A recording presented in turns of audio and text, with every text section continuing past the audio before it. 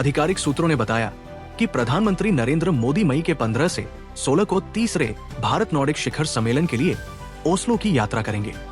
इस शिखर सम्मेलन में उनके साथ सभी 5 नॉर्डिक देशों नॉर्वे, डेनमार्क, स्वीडन, फिनलैंड और आइसलैंड के उनके समकक्ष शामिल होंगे। इस शिखर सम्मेलन में व्यापार, नवाचार, हरित परिवर्तन, जलवायु परिवर्तन, नीली अर्थव्यवस्था में सहयोग बढ़ाने और रूस यूक्रेन युद्ध सहित अंतर्राष्ट्रीय शांति और सुरक्षा से संबंधित मुद्दों पर ध्यान केंद्रित किया जाएगा। शिखर सम्मेलन से पहले मोदी ने डेनमार्क की प्रधानमंत्री मेटे फ्रेडरिक्सन से बात की और द्विपक्षीय तथा वैश्विक मुद्दों पर चर्चा की। कांग्रेस सांसद और लोकसभा में विपक्ष के नेता राहुल गांधी ने बुधवार को गुजरात कांग्रेस इकाई में व्यापक बदलाव की मांग की। उन्होंने स्थानीय नेताओं को सशक्त बनाने और पार्टी के भीतर निर्णय लेने की प्रक्रिया को विकेंद्रीकृत करने की आवश्यकता पर बल दिया। उन्होंने गुजरात में पुरानी पार्टी के लंबे समय से सूखे की ओर भी ध्यान आकर्षित किया। एक सार्वजनिक सभा में बोलते हुए लोकसभा में विपक्ष के नेता ने कहा, हमने कांग्रेस में बदलाव लाने का फैसला किया है। मैंने आपके जिले के वरिष्ठ नेताओं से मुलाकात की, जिन्होंने मुझे बताया कि हमारे बीच प्रतिस्पर्धा विनाशकारी है, रचनात्मक नहीं। दूसरी बात, स्थानीय लोगों को स्थानीय टिकट वितरण में शामिल नहीं किया जाता है। कांग्रेस के राष्ट्रीय अध्यक्ष मल्लिकार्जुन खड़गे ने बुधवार को सोनिया गांधी, राहुल गांधी, सैम पित्रोदा और अन्य के खिलाफ प्रवर्तन निदेशालय की चार्जशीट की आलोचना की। उन्होंने भाजपा पर कानून के खिलाफ काम करने का आरोप लगाया। साथ ही कहा कि कांग्रेस को बेवजह परेशान किया जा रहा है। पश्चिम बंगाल की मुख्यमंत्री ममता बनर्जी ने बुधवार को इमामों के साथ बैठक में मुर्शिदाबाद जिले में तनावपूर्ण स्थिति पर बात की।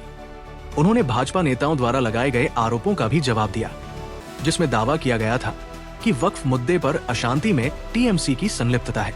ममता ने भाजपा के नेतृत्व वाली केंद्र सरकार पर पलटवार करते हुए आरोप लगाया कि मुर्शिदाबाद में सांप्रदायिक दंगा पूर्व नियोजित था। उन्होंने कहा, अगर विपक्ष के दावे के मुताबिक टीएमसी वक्फ हिंसा में शामिल होती तो हमारे नेताओं के घरों पर हमला नहीं होता। उन्होंने ये भी बताया कि टीएमसी ने संसद में वक्फ कानून के खिलाफ कड़ा रुख अपनाया था। इमामों के साथ बैठक के दौरान बनर्जी ने कहा, वक्फ कानून के खिलाफ लड़ाई में टीएमसी सबसे आगे है। उन्होंने आगे कहा, कल मैंने एनआई का एक ट्वीट देखा जिसमें गृह मंत्रालय के हवाले से कहा गया था कि बांग्लादेश इसमें मुर्शिदाबाद हिंसा शामिल है। अगर ये सच है तो इसके लिए केंद्र सरकार जिम्मेदार है। बीएसएफ सीमा की देखभाल करती है, न कि राज्य सरकार। आपने भाजपा के लोगों को बाहर से आने, अशांति फैलाने और भागने की अनुमति क्यों दी? उत्तराखंड के मुख्यमंत्री पुष्कर सिंह धामी ने बुधवार को सिलक्यारा सुरंग के पास नवनिर्मित बाबा बौखनाग मंदिर में प्राण प्रतिष्ठा कार्यक्रम में भाग लिया। उन्होंने सुरंग के सफल निर्माण स्थल के अवसर पर आयोजित विभिन्न कार्यक्रमों में भी भाग लिया। मुख्यमंत्री ने सिलक्यारा सुरंग के मानचित्र चार्ट का भी निरीक्षण किया। सिलक्यारा सुरंग 2 लेन और 2 दिशाओं वाली सुरंग है, जो गंगोत्री और यमुनोत्री धाम के बीच की दूरी 26 किलोमीटर कम कर देगी, जिससे चारधाम यात्रा के तीर्थयात्रियों को समय की बचत होगी। 4.531 किलोमीटर लंबी सुरंग का निर्माण लगभग 853 करोड़ रुपए की लागत से किया गया है। सिलक्यारा सुरंग परियोजना पर काम में देरी हुई क्योंकि 2023 में निर्माणाधीन सिलक्यारा बैंडकोट सुरंग के एक हिस्से के ढहने के कारण इसे रोक दिया गया था, जिससे 41 श्रमिक 17 दिनों तक अंदर फंसे रहे। उस समय सीएम धामी ने संकल्प लिया था कि अगर श्रमिकों को सुरक्षित निकाल लिया गया तो बाबा बौखनाग मंदिर का निर्माण किया जाएगा।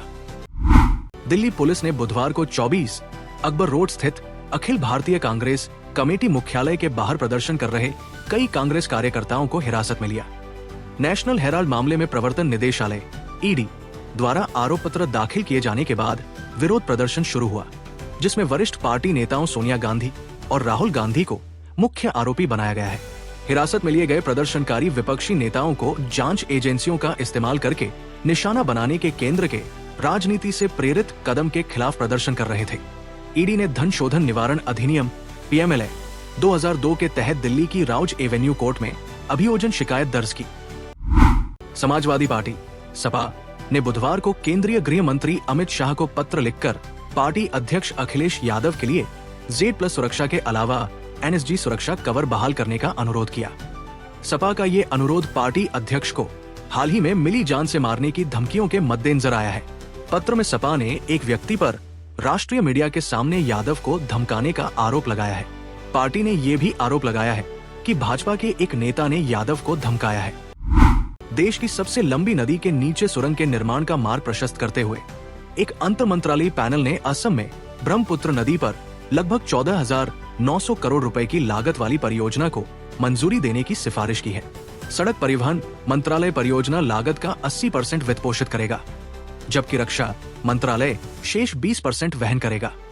15.6 किलोमीटर लंबी ट्विन ट्यूब 4 लेन वाली एकतरफा पानी के नीचे की सुरंग असम में गोहपुर और नुमालीगढ़ को जोड़ेगी, जिससे यात्रा का समय 6.5 घंटे से घटकर सिर्फ 30 मिनट रह जाएगा, जिससे दूरी 240 किलोमीटर से घटकर 34 किलोमीटर रह जाएगी। इससे अरुणाचल प्रदेश, मणिपुर और अन्य पूर्वोत्तर राज्यों से संपर्क बढ़ेगा। व्यय सचिव की अध्यक्षता वाले सार्वजनिक निवेश बोर्ड PIB ने पहुंच सड़कों सहित परियोजना की सिफारिश की है, जिसे जल्द ही कैबिनेट के समक्ष रखा जाएगा। अमेरिकी वाणिज्य सचिव हॉवर्ड ल्यूटनिक ने रविवार को कहा कि इलेक्ट्रॉनिक्स पर टैरिफ छूट अस्थायी है और जल्द ही नए शुल्क लगाए जाएंगे।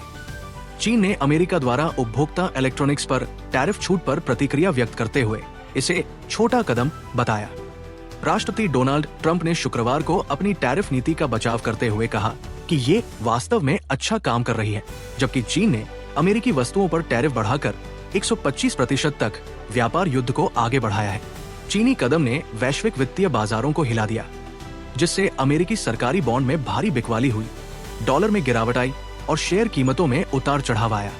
बीजिंग के नवीनतम जवाबी उपायों ने निवेशकों की चिंता को और बढ़ा दिया है, जो पिछले सप्ताह दर्जनों अमेरिकी व्यापार भागीदारों पर व्यापक टैरिफ की ट्रंप की आश्चर्यजनक घोषणा से पहले ही भड़क चुके थे।